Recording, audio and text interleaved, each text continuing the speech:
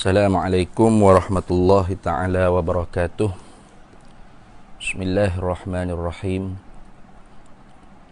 Alhamdulillahi rabbil alamin. Wassalatu wassalamu ala sayyidina Muhammadin wa ala alihi wa ashabihi wa man tabi'a sunnatahu wa jama'atah min yaumina hadha ila yaumil ba'thi wan nahdah wad din. Subhanaka la ilma lana illa ma 'allamtana innaka antal alimul hakim.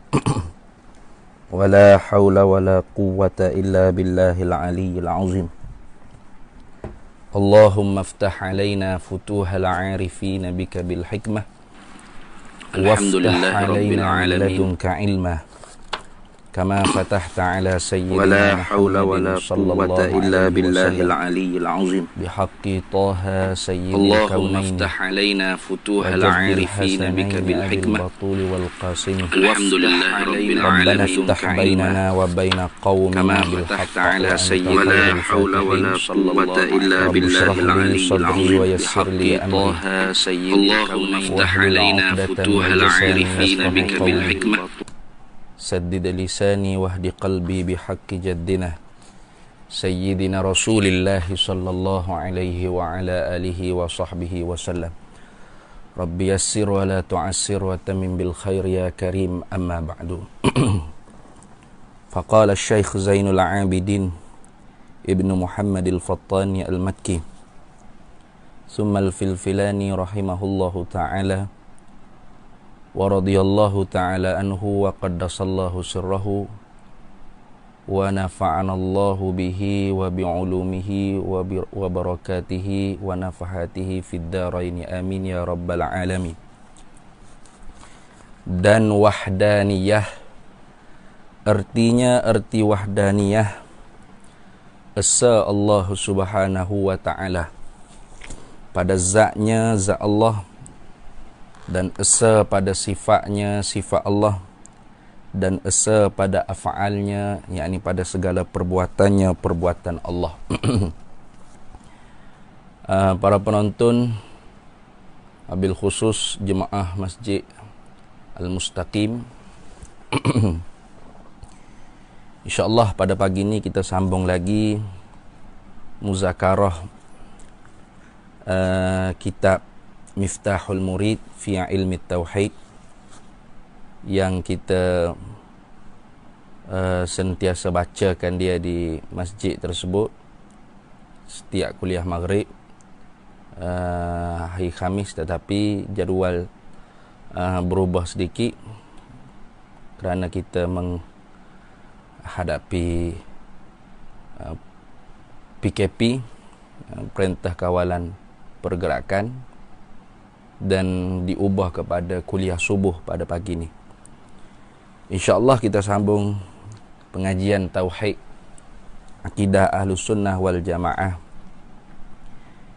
di dalam bab ketuhanan uluhiyah, iaitu sifat yang seterusnya wajib di atas tiap-tiap kita makrifat secara tafsili, secara satu persatu, mengetahui nama dan maknanya dengan benar dipegang di dalam hati kita, iaitu sifat wahdaniyah Allah subhanahu wa ta'ala.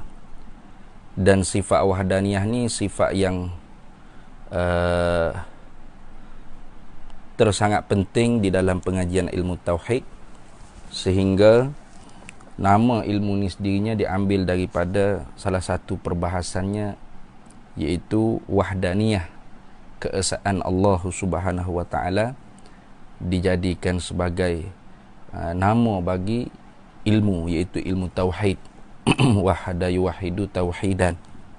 Baik, sifat wahdaniyah ni sifat salbiyah, salah satu daripada sifat salbiyah, iaitu sifat yang kita mengerti maknanya dengan ternafi sesuatu yang tidak layak bagi Allah, bagi zatnya, bagi segala sifatnya dan segala af'alnya, iaitu salaba yaslubu salban nafayan fi nafyan. Kita memahaminya dengan ternafi ternafinya segala sifat-sifat yang tidak layak bagi zat Allah Subhanahu wa taala. Salbun bermakna nafyin, iaitu nafi dengan makna intifa, ternafi. Baik. Maka hari ininya masuklah dan wahdaniyah. Artinya arti wahdaniyah esa Allah Subhanahu wa taala. Yani wayajibu fi haqqihi ta'ala, dan wajib pada zat Allah Subhanahu wa taala al-wahdaniyah, oleh sifat keesaan Allah Subhanahu wa taala fi dzati wa fi sifati wa fil af'ali, pada zatnya dan pada segala sifat-sifatnya dan pada segala perbuatannya. Baik. Maka apakah makna esa Allah Subhanahu wa taala di sini? Ada dua makna. Setiap daripada satu tu ada dua makna, melainkan qaul yang rajihnya pada af'al hanya satu makna saja. Mana? Dua makna. Wa maknal wahdaniyah, dan bermula makna wahdaniyah fi zati, pada zat Allah Subhanahu wa taala, annaha, bahawasanya zat Allah Subhanahu wa taala laisat murakkabatan min ajza'in muta'addidatin. Tidaklah zat Allah taala tu tersusun daripada beberapa juzuk yang berbilang-bilang. Artinya ternafi kam muttasil pada zat. Yang pertamanya ternafi kam muttasil pada zat, iaitu ternafi beberapa bilangan yang berhubung pada zat Allah Subhanahu wa taala. Ini dikenali dalam istilah ilmu tauhid, iaitu ternafi kam muttasil pada zat. Kam beberapa bilangan, muttasil yang berhubung pada satu zat. Seperti kita kata satu kitab. Ini satu. Tetapi dalam istilah ilmu tauhid tidak dipanggil satu ini. Kenapa tidak dipanggil satu? Kerana zatnya ini, zat kitab ni terhubung daripada beberapa juzuk yang banyak. Maka Allah Ta'ala itu esa satu pada zat, tidaklah dengan makna satu seperti satu kitab, satu pen, satu apa sahaja jenis berjisim, berjirim, itu bukan makna satu pada zat Allah Subhanahu wa taala.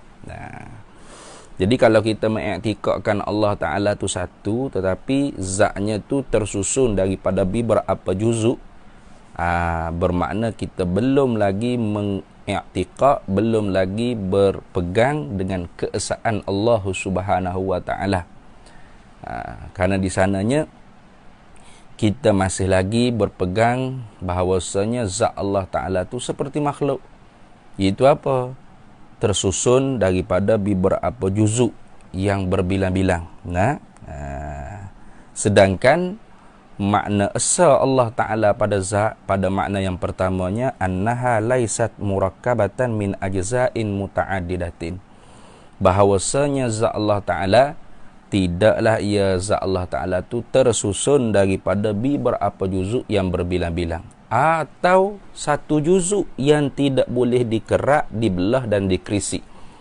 Ini seperti Jauhafardin, Jauhafiri tu. Jauhafiri ini satu jirim yang tidak boleh dibelah, dikerak dan dikrisi kerana halus sangat. Tidak ada panjang, tidak ada tebal dan tidak ada besar padanya. Tetapi tetaplah dia tu satu juzuk. Maka jangan kita faham kata bahawasanya zat Allah Ta'ala tu laisat murakkabatan min ajza'in muta'addidatin, artinya zat Allah Ta'ala halus sangat seperti Jauhafiri itu. Tidak. Sama ada tersusun daripada beberapa juzuk yang berbilang-bilang, atau satu juzuk yang tidak boleh dikerak, dibelah dan dikrisi.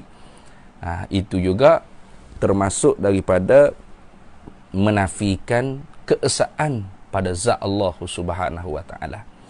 Jadi kalau siapa yang berpegang bahawasanya Allah Ta'ala tu satu, tapi satu Allah Ta'ala tu ada tangan, ada kaki, mentajsimkan Allah Ta'ala, artinya dia belum lagi sebenar-benar mengesakan Allah Subhanahu wa taala. Belum layak digelarkan sebagai orang yang benar-benar mentauhidkan Allah Subhanahu wa taala. Kenapa? Kerana di dalam pegangannya zat Allah Ta'ala itu tersusun daripada beberapa juzuk. Mana? Juzuk tangan, juzuk kaki, juzuk kepala, juzuk badan. Maka apakah layak seperti itu Allah Subhanahu wa taala yang kita sembah? Itu dipanggil berhala yang ditakhayul, yang dikhayalkan di dalam benak kepala, di dalam zihin seseorang, yang tidak benar di dalam berpegang tentang Allah Subhanahu wa taala. Lepas tu bagaimana ustaz? Dah kalau Allah Ta'ala tu tidak ada kaki, tidak ada tangan, zatnya tidak tersusun daripada beberapa juzuk, macam mana kita nak tasawur? Maka kerana itulah tidak boleh kita nak tasawurkan tentang Allah Subhanahu wa taala. Bahkan disebutkan oleh ulamanya, kullu ma tawahamtumuhu bi awhamikum wa adraktumuhu bi uqulikum fahuwa muhdisun mislikum. Kullu ma, tiap-tiap barang, tiap-tiap perkara, tawahamtumuhu, yang menyangka-nyangkalah kalian akan dia, bi awhamikum, dengan waham, dengan sangkaan kamu, wa adraktumuhu, dan mendapatlah akan dia, bi uqulikum, dengan akal-akal kamu, fahuwa, maka perkara tersebut, muhdithun, ialah perkara yang baharu, mislikum, seperti kamu juga. Di sana juga ada disebutkan oleh ulamanya, kulluma tiap-tiap perkara, yakhtaru bi khayalika, terlintas di benak kepala engkau, wa taswaru fi balika, dan tergambar pada hati kita, pelitah mari, begini ku Allah Ta'ala, ada kaki, ada tangan dan sebagainya. Maka fallahu bi khilafi zalika, maka bermula Allah Ta'ala tu menyalahilah ia dengan apa yang terlintas di dalam benak kepala kita. Maka tentu tidak Allah Subhanahu wa taala tu sama seperti makhluk. Maka kerana itulah apabila kita menyebutkan Allah Ta'ala tu esa, Allah Ta'ala tu satu, berarti zat Allah Subhanahu wa taala laisat murakkabatan min ajza'in muta'addidatin, tidak tersusunlah ia daripada beberapa juzuk yang berbilang-bilang. Tidak tersusunlah ia daripada beberapa juzuk yang berbilang-bilang, atau satu juzuk yang tidak boleh dikerak, dibelah dan dikrisik pun tidak. Itu di dalam istilah ilmu tauhid dipanggilkan ternafikan muttasil pada zat. Ni setengah-setengah orang kita ni yang marahlah mengaji ilmu tauhid ni. Kenapa duk main kang dia kata. Itu orang panggil apa? Sengaja nak mentahmahkan pengajian ilmu akidah yang telah diperjalani oleh alim ulama Ahlus Sunnah wal Jamaah zaman berzaman, mula daripada Imam Abul Hasan Al-Asy'ari dan Imam Abu Mansur Al-Maturidi, diteruskan oleh anak-anak muridnya. Dan anak-anak muridnya tidak pernah mengatakan bahawasanya gurunya itu tolak balik pengajian ilmu akidah sifat 20 ni lah, kalau dalam bahasa kita tidak ada. Kerana setengah-setengah mereka tu dia kata bahawasanya Imam Abul Hasan Al-Asy'ari sebenarnya berpaling daripada apa yang dia pegang, sehingga menuduh bahawasanya Imam Abul Hasan Al-Asy'ari ada 3 marhalah dalam kehidupannya. Itu semua ialah omong kosong dia panggil. marhalah dalam perjalanan ilmu, dalam perjalanan hidup Imam Abul Hasan Al-Asy'ari dua, iaitu marhalah ketika mana dia berada di dalam fahaman Mu'tazilah kerana belajar daripada bapa saudaranya Abu Hashim Al-Jubba'i. Kemudian marhalah yang keduanya dia bertaubat daripada mazhab Mu'tazilah dan muncul dia sebagai juara yang mendepani dan menyusunkan, orang panggil mentakrirkan, melengkapkan hujah-hujah nakli dan akli di dalam setiap apa yang telah pun digaris pandukan oleh ulama-ulama salaf yang sebelum daripadanya, seperti Imam Syafi'i, Imam Nu'man bin Thabit, Imam Abu Hanifah, Imam Ahmad bin Hanbal sezaman dengan beliau, sezaman dengan Imam Abul Hasan Al-Asy'ari dan Imam Malik radhiyallahu taala anhum ajma'in. Artinya Imam Abul Hasan Al-Asy'ari tidaklah membuat mazhab yang baru, tetapi meneruskan apa yang telah pun dipegangi oleh Nabi SAW, para sahabat dan ulama-ulama yang sebelumnya, tetapi dengan lebih mengukuhkan lagi dengan dalil akli dan nakli. Baik. Seperti pengajian seperti dalil sifat wahdaniyah nanti, iaitu dikenalkan burhanut tawarud dan burhanut tamanu'. Nah, ini diambil daripada Al-Quranul Karim. Allah Subhanahu wa taala berfirman, "Lau kana fihima alihatun illallah la fasadata." Kalau ada lagi Tuhan selain daripada Allah pada langit dan bumi ini, la fasadata, nescaya hancur langit dan bumi. Jadi Al-Quran menyuruh kita ni menggunakan akal untuk berfikir. Jadi jangan kita kata apa jikalau, kalau Allah tidak ada, nescaya begini-begini.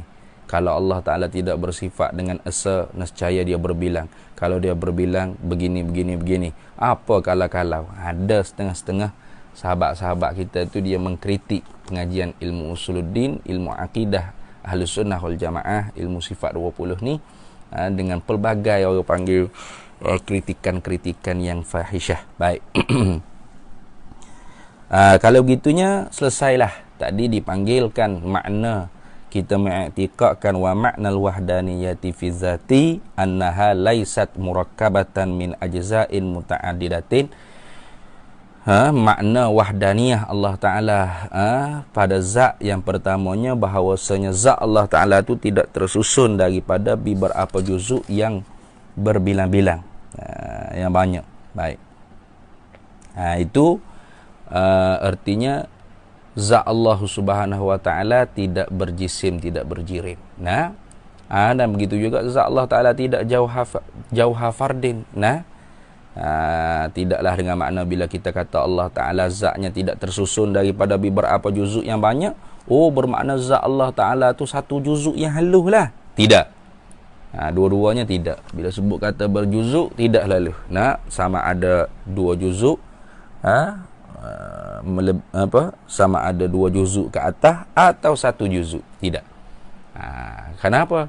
Karena telah terdahulunya kita telah mengiktikadkan mukhalafatuhu ta'ala lil hawadis. Tidak serupa Allah Ta'ala akan segala yang baharu-baharu. Baik.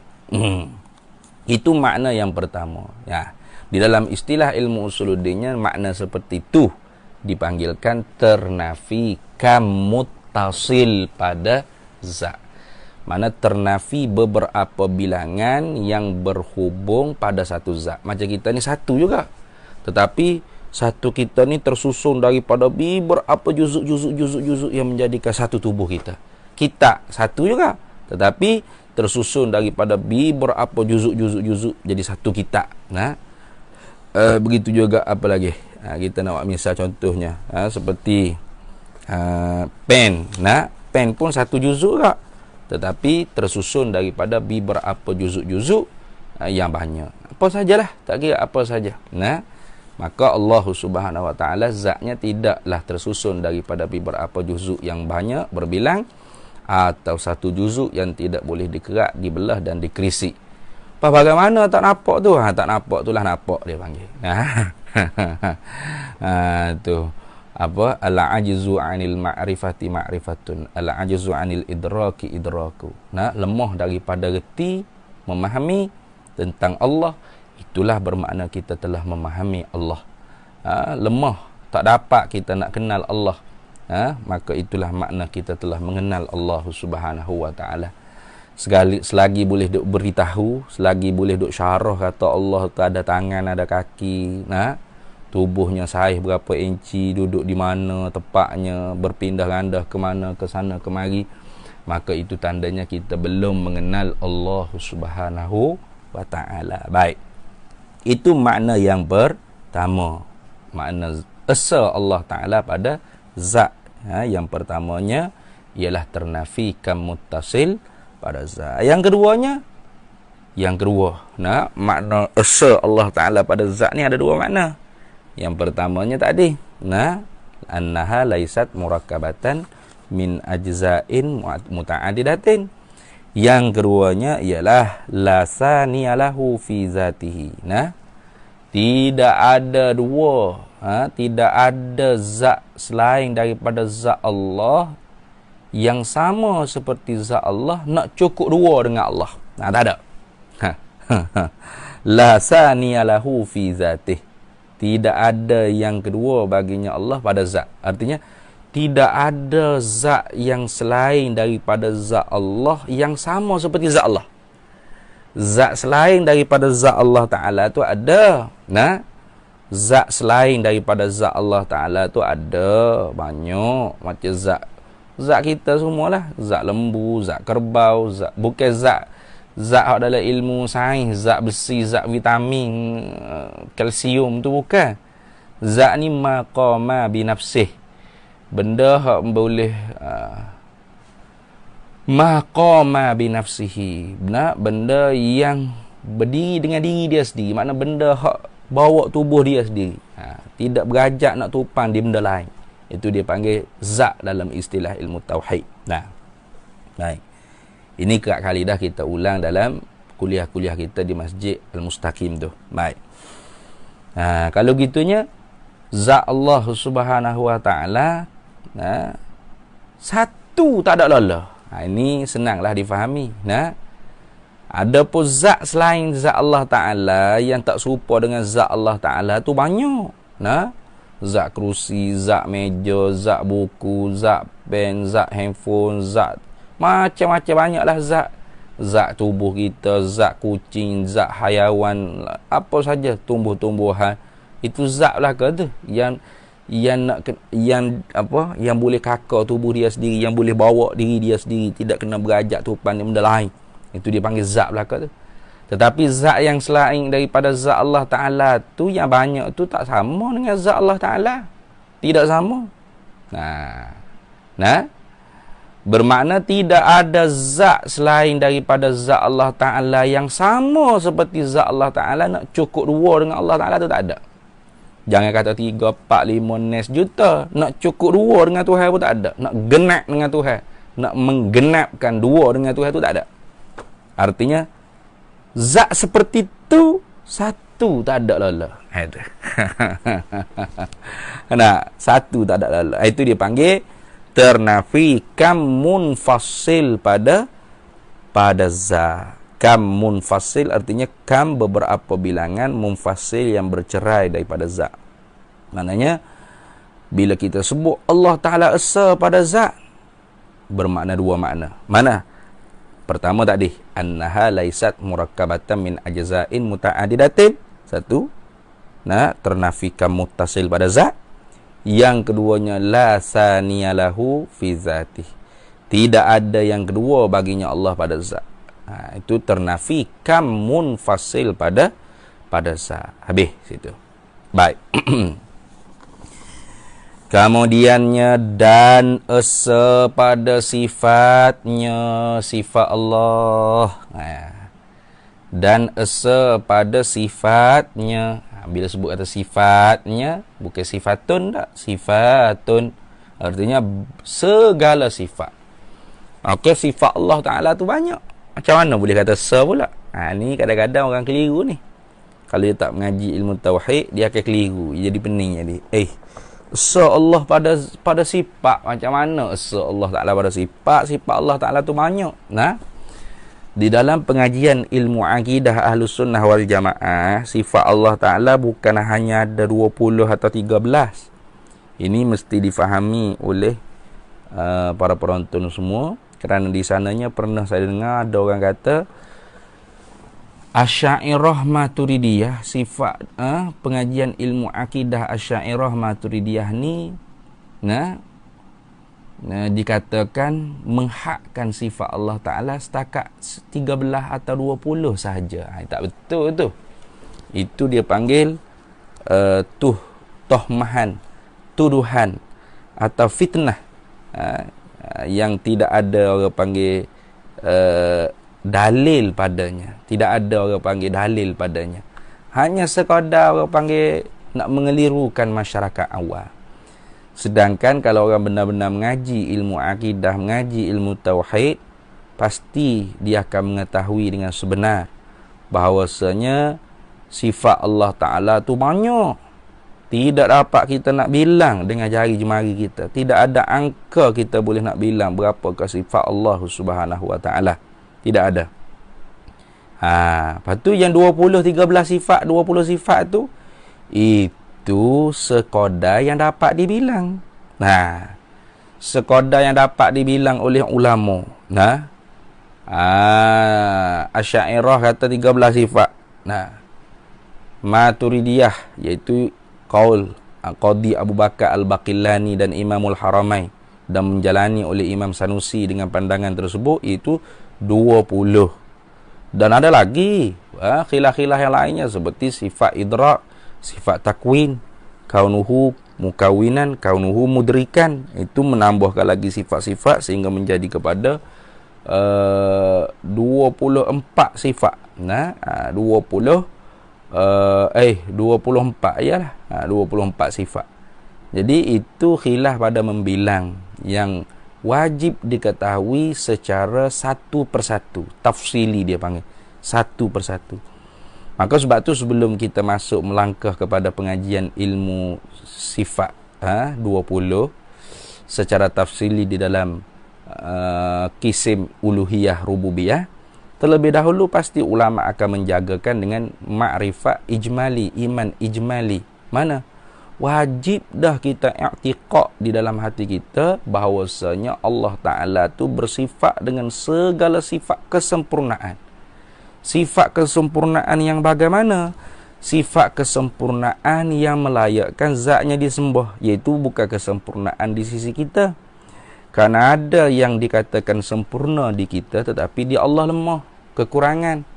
Contoh seperti di kita ni, kalau ada tangan, ada kaki, itu berarti kita tu sempurna. Kalau tidak ada tangan, tidak ada kaki, berarti kita tu kurang upaya, kekurangan. Tidak ada bini, tidak ada anak, kekurangan. Tidak ada harta, kekurangan. Maka di Allah Ta'ala tidak ada bini, tidak ada anak, tidak ada ibu bapa, tidak ada itu kesempurnaan. Sebab tu sifat kamalat tersebut sifat kamalat yang melayakkan zatnya disembah, bukan sifat kamalat yang kita faham dari segi kita makhluk bersifat dengan dia, tidak.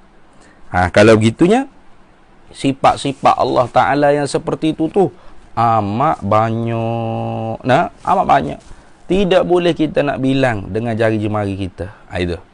Maka siapa yang maha mengetahui? Allah sahaja yang maha mengetahui berapakah sifat kesempurnaan, sifat kamalat yang melayakkan zatnya disembah tu, berapa banyakkah ada, dia saja yang maha mengetahui. Baik. Begitu juga lawannya, tentu tidak sifat kekurangan. Allah Ta'ala jualah yang maha mengetahui berapa banyakkah sifat kekurangan yang tidak ada di zat Allah Subhanahu Wa Ta'ala. Baik. Itu dia panggil iman ijmali. Kemudian iman tafsirinya, setengah daripada yang amat banyak tu, keluarlah sifat wujud, qidam, baqa, mukhalafah, yang sampailah kepada kaunuhu mutakalliman atau kaunuhu mudrikan, kaunuhu mukawinan. Itu mengikut perjalanan ulama-ulama Ahlus Sunnah wal Jamaah dari segi membilang saja. Baik. Yang kita nak hurainya ialah esa Allah Ta'ala pada sifat. Apa maksudnya? Sedangkan kita duk mengaji tadi sifat Allah Ta'ala tu banyak. Kalau ijmali saja tak boleh nak bilang. Kalau tafsili pun 13, 20, 24, itu berartinya banyak. Maka apakah makna? Sifat Allah Ta'ala tu sah. Itu keesaan Allah Ta'ala pada sifat. Itu ni. Esa Allah pada segala sifat. Maka ulama menghuraikan wa ma'nal wahdaniyah. Wa ma'nal wahdaniyati fis sifati annahu laisa lahu sifatani. Fa aktsara min jinsin wahidin ka qudrataini. Tuh. Wa makna wahdaniyah, wa makna wahdaniyati, dan bermula makna bagi keesaan Allah Ta'ala fis sifati pada segala sifat-sifatnya Allah, annahu bahawasanya laisa lahu tidak adalah baginya Allah itu sifatani dua sifat, fa aksara maka lebih daripada tu terlebih aulalah. Tidak ada dua sifat atau lebih min jinsin wahidin. Daripada satu jenis tidak ada. Mana contoh? Ka qudrataini, seperti dua kudrat. Mana dua kudrat? Dua kudrat dengan makna yang pertama pekuasa, makna yang kedua juga pekuasa. Itu. Kalau kudrat makna pertama pekuasa, kudrat yang kedua berkuasa, tu tak apa tu. Kenapa tak apa? Kerana hak berkuasa tu bukan sifat. Itu dia panggil samaratus sifat. Samarah bagi sifat berkuasa.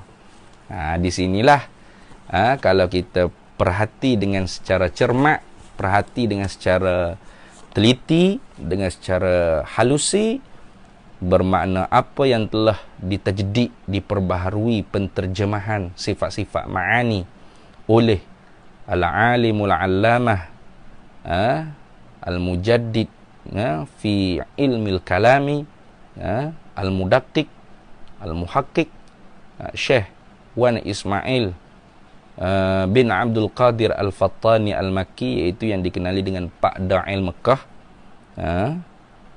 di dalam kitab Baquratul Amani, dan ditafsirkan oleh beliau sendiri itu Tabsiratul Adani, dengan menterjemahkan sifat-sifat ma'ani dengan meletakkan kudrat pekuasa, iradat penentu, ilmu pengetahuan, hayat pehidup. Atau hidup, tak mengapa, kerana hayat tu tidak ada ta'aluk, tidak ada samarahnya. Sama' basar kalam, pendengar, pelihat dan pekata. Ini kalau kita perhati dengan perbahasan wahdaniyah Allah Ta'ala fi sifat, maknanya muafaqah, berbetulan, tidak jadi memeningkan kita. Kenapa? Karenanya kalau kita kata kudrat Allah Ta'ala tu satu, kemudiannya diterjemahkan kudrat tu artinya berkuasa, berarti berkuasa Allah Ta'ala tu satu saja. Jadi pening kita, pening. Mungkin tuan-tuan tak pening, saya pening. Sebabnya kuliah subuh ni dia pening sikit. Kalau kata lagu tu jadi pening saya. Berkuasa Allah Ta'ala tu satu, berarti Tuhan lemah. Tu tak betul lagu tu. Tak tepat lah kita kata, tak tepat. Jadi pening kita mengaji ilmu tauhid gitu. Jadi kalau kata kudrat artinya pekuasa. Pekuasa tu itu apa? Sifatun, satu sifat.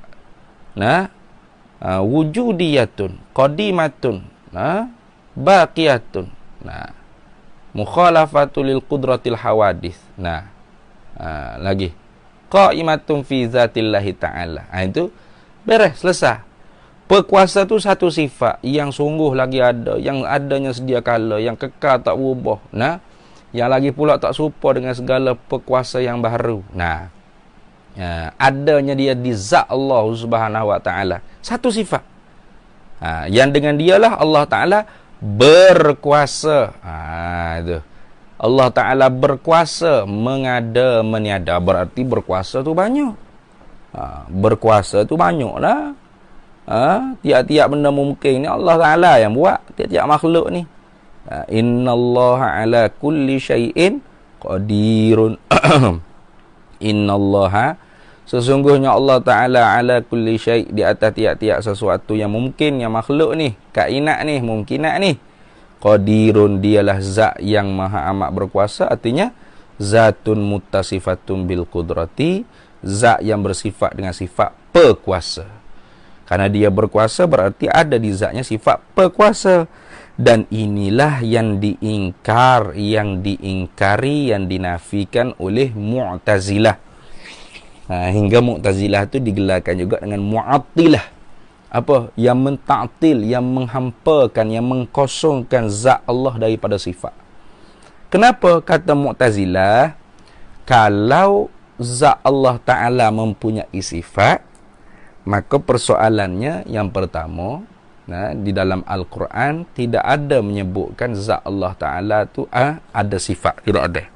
Tidak ada dalam Quran kata innallaha ta'ala yattasifu bisifatil qudrah. Tak ada itu dalam Quran. Memang betul. Jadi Mu'tazilah kata pertamanya hujah mereka menolak zat Allah tu bersifat, sehingga mereka mengkosongkan zat Allah daripada sifat. Kerana yang pertamanya tidak ada dalam Quran secara dilalah mutabaqahnya Allah Ta'ala menceritakan Allah Ta'ala tu bersifat. Itu yang pertama. Yang kedua, secara akli ni pula, kata Mu'tazilah, kalau zat Allah Ta'ala tu bersifat, apakah sifat tu qadim atau hadis? Apakah sifat tu qadim atau hadis? Kalau hadis, mustahil boleh berhimpun di antara yang qadim dengan hadis. Tak mungkin dua perkara berlawanan boleh berhimpun sekali. Ad-diddani la yajtami'ani. Dua perkara yang berlawanan tak mungkin dapat dihimpun sekali, kata Mu'tazilah. Baik. Kalau gitu, kalau sifat-sifat Allah Ta'ala tu qadim, sama dengan zat Allah Ta'ala, la ta'addadatil qudama. Nescaya berbilang-bilang benda qadim. Nescaya berbilang-bilanglah benda qadim. Maka kata Mu'tazilah, ta'addudul qudama mustahilun. Berbilang-bilang benda qadim tu mustahil. Tak mungkin boleh berbilang-bilang benda qadim. Benda qadim tu mesti satu saja, tak boleh berbilang-bilang. Kalau Kristian membilangkan 3 qadim saja dikafirkan, apakah Asy'ariyah dengan 7 qadim? Itu sifat qudrat, iradah, ilmu, hayat, samak, basar, kalam. Tu lebih-lebih lagi lah dikafirkan. Jadi 8 qadim pula. Mana? Zat 1 qadim, qudrat, iradah, ilmu, hayat, samak, basar, kalam qadim juga. Apa kalau kita tambah pula sifat idrak, sifat takwin? Berapa? 10 qadim. Lebih lagi lah kena kafir. Itu katanya Mu'tazilah. Jadi inilah perbezaan di antara Ahlus Sunnah wal Jamaah dengan Mu'tazilah. Iaitu Mu'tazilah tidak mengiktikadkan Allah Ta'ala bersifat. Mereka tidak meyakini di zat Allah Ta'ala mempunyai sifat. Artinya mereka mengiktikadkan Allah Ta'ala tu berkuasa dengan zat, melihat dengan zat, mendengar dengan zat, berkata-kata dengan zat, menentu dengan zat. Allahu qadirun bizatih, Allahu muridun bizatih, Allahu sami'un bizatih, basirun bizatih, mutakallimun bizatih. Itu dengan zat. Jadi Mu'tazilah tidak mengatakan Allah lemah, tidak mengatakan Allah jahil, Allah bodoh, Allah tuli, pekak. Tidak. Jauh sekali. Mu'tazilah tetap mengiktikadkan Allah berkuasa, Allah maha menentu, Allah maha berkuasa, Allah maha melihat, maha mendengar, maha berkata-kata, tetapi dengan zat. Jadi kerana itulah, kalau kita masih lagi berpegang dengan Allah berkuasa, Allah maha mendengar, Allah melihat, Allah, berartinya level kita tu tidak naik sedikit pun daripada level Mu'tazilah. Yang membezakan kita dengan Mu'tazilah itu Ahlus Sunnah wal Jamaah mengiktikadkan di zat Allah Ta'ala tu mempunyai sifat. Bagaimana hujah ulama Ahlus Sunnah wal Jamaah? Yang pertama, memang di dalam Al-Quran tidak menyebutkan tentang Allah Ta'ala bersifat dengan dilalah mutabaqah. Memang tidak ada innallaha ta'ala yattasifu bisifatil qudrah wa yattasifu bisifatil iradah wa yattasifu bisifatil ilm wa yattasifu bisifatil hayah tasifati sifati sam'i wal basar wal kalam, tidak ada. Tetapi dengan secara dilalah iltizamiyah, difahami dengan secara auto, difahami dengan secara automatik. Secara lazim. Kalau bahasa orang sana, lazim ni dipanggil tikam turu. Tikam turu, secara tikam turu. Artinya secara automatik.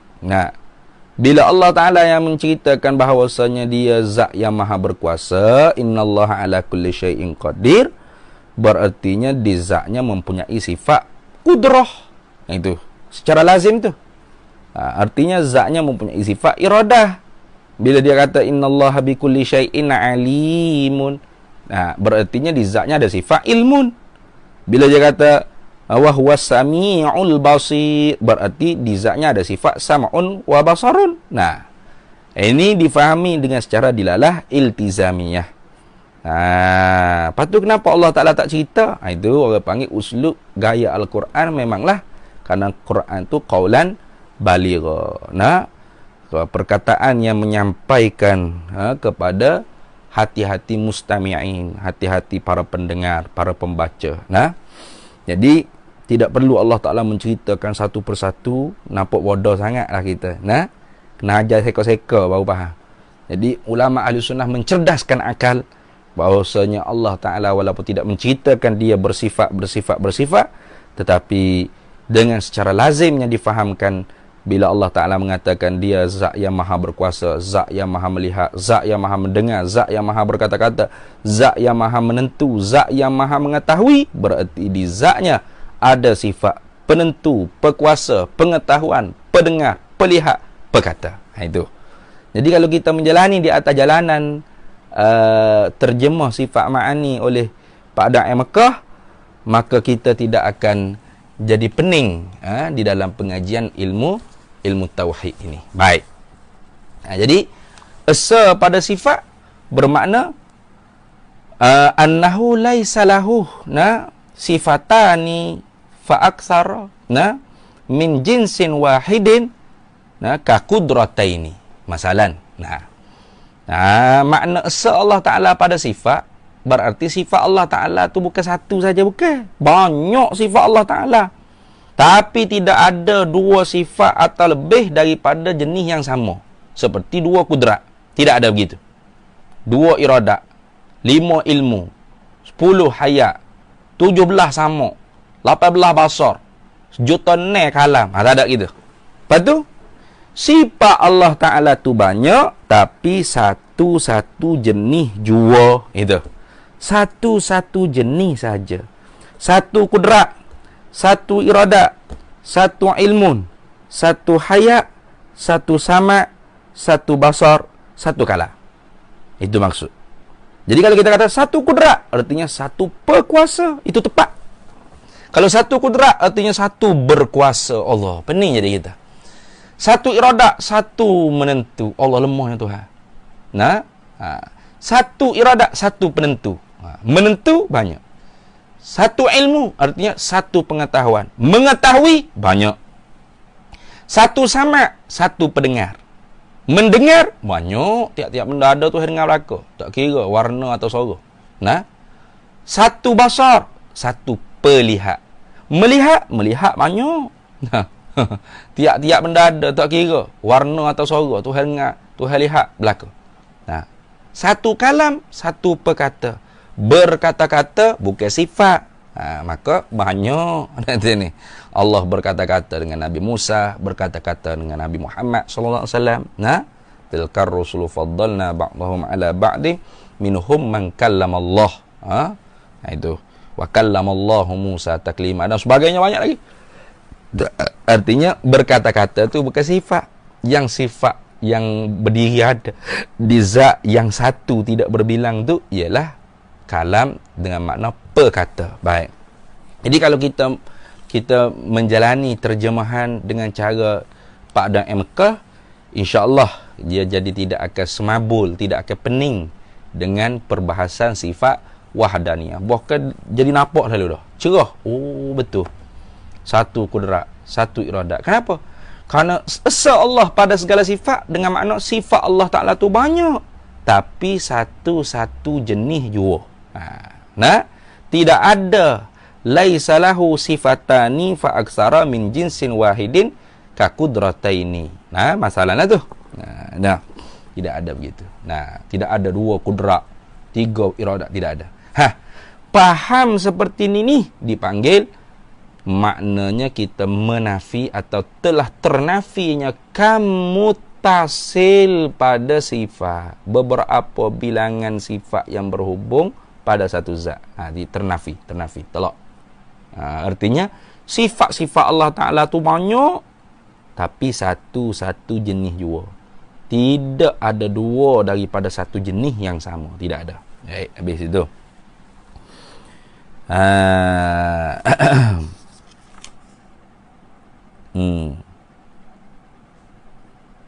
Jadi kuliah subuh ni dia tak boleh nak lama-lama lah. Ngatuk jadi 7.22 dah. InsyaAllah kita sambung pula pada sesi yang lagi akan, iaitu esa Allah Ta'ala pada segala sifat ni ada dua makna. Yang pertama tadi ternafikan mutasil pada sifat.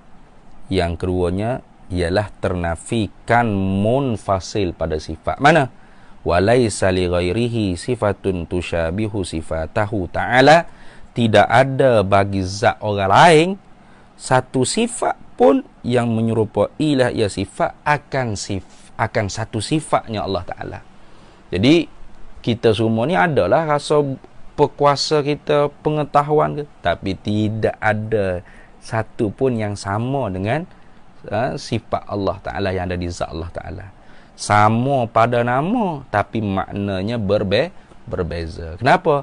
Karena sifat kita tu arak yang menumpang pada jirim. Contoh, pendengar kita tu satu arak yang menumpang pada jirim anak telinga kita. Tu perkata satu arak yang menumpang pada anak lidah kita. Terima perubahan dan boleh hilang. Pekak ke, tuli ke, boleh, tak ada masalah. Tidak qadim, tidak sedia. Tu beza. Jadi insya-Allah kita akan sambung balik nanti pada sesi pertemuan yang lagi akan. Mudah-mudahan para penonton, khususnya jemaah Masjid Al-Mustaqim Ampang, dapat mengambil istifadah lah pada kuliah subuh kita pada pagi ini dengan kitab Miftahul Murid. Kita sama-sama mendoalah mudah-mudahan Allah Subhanahu wa taala mengangkatkan wabak dan balak ni daripada kita seluruh umat Islam, dan khususnya di Malaysia, dan begitu juga seluruh umat manusia di mana saja yang berada di atas permukaan dunia. Jadi cukuplah setakat tu. Wallahu subhanahu wa ta'ala a'lam wa ilmuhu atam. Ihdinas siratal mustaqim, wallahul muwafiq ila aqwamit thariq. Wassalamualaikum warahmatullahi ta'ala wabarakatuh. Bismillahirrahmanirrahim. Allahumma inna nas'aluka min khairi ajilihi wa ajilihi ma 'alimtu minhu wa ma lam na'lam. Nas'aluka al-jannata wa ma yuqarribu ilaiha min qawlin wa 'amalin wa niyyatin wa i'tiqad, wa na'udzu bika minan nar wa ma yuqarribu ilaiha min qawlin wa 'amalin wa niyyatin wa i'tiqad, wa nas'aluka min khairi ma salaka 'abduka rasulika nabiyyuka Muhammadin sallallahu alaihi wasallam. Allahumma faqihna ilma syari'ati wal ma'rifati wat tariqati wal haqiqah wasta'malna biha bihaqqi sayyidina Muhammadin sallallahu alaihi wasallam. Rabbi fanfa'na bi barakatihim wahdina al-husna bi hurmatihim amitna fi tariqatihim wa mu'afati min al-fitani wa sallallahu alaihi ala sayyidina Muhammad walhamdulillah rabbil alamin.